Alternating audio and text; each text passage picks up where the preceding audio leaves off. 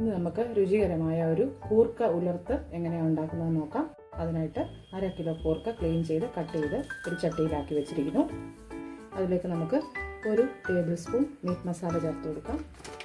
1/4 spoon മഞ്ഞൾപ്പൊടി, 1.5 teaspoon ഉപ്പ്, 1 തണ്ട് കറിവേപ്പില, ആവശ്യത്തിന് വെള്ളം.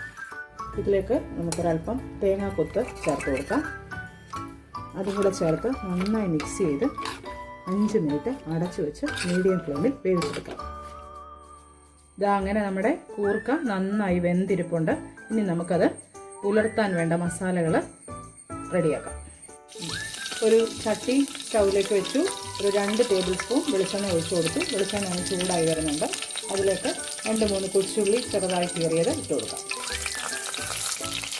2 തണ്ട് കറിവേപ്പിലയും കൂടെ ചേർക്കാം. 1/2 ടീസ്പൂൺ പെരിഞ്ജീരകം ചേർക്കുന്നുണ്ട്. നന്നായി ഇളക്കാം. 1/2 ടേബിൾ സ്പൂൺ കാശ്മീരി മുളക് പൊടി, 1 സ്പൂൺ കുരുമുളക് പൊടി. ഇതൊന്ന് മൂത്ത് വന്നതിന് ശേഷം നമ്മുടെ കൂർക്ക ഇതിലേക്ക് ഇട്ട് കൊടുക്കാം. നന്നായിട്ടൊന്ന് മിക്സ് ചെയ്ത് കൊടുക്കാം. അപ്പോൾ ഇതാ നമ്മുടെ കൂർക്ക ഉലർത്ത് തയ്യാറായി കഴിഞ്ഞു. ഒരു ചെറിയ വെള്ളമയമുണ്ട്. അതൊന്ന് ഡ്രൈ ആവുന്നത് വരെ സിമ്മിലേക്ക് ഇട്ടിട്ട് ഡ്രൈ ആക്കി എടുക്കാം. അപ്പോൾ എല്ലാവരും ട്രൈ ചെയ്ത് നോക്കണം. അടുത്ത വീഡിയോയിൽ കാണാം.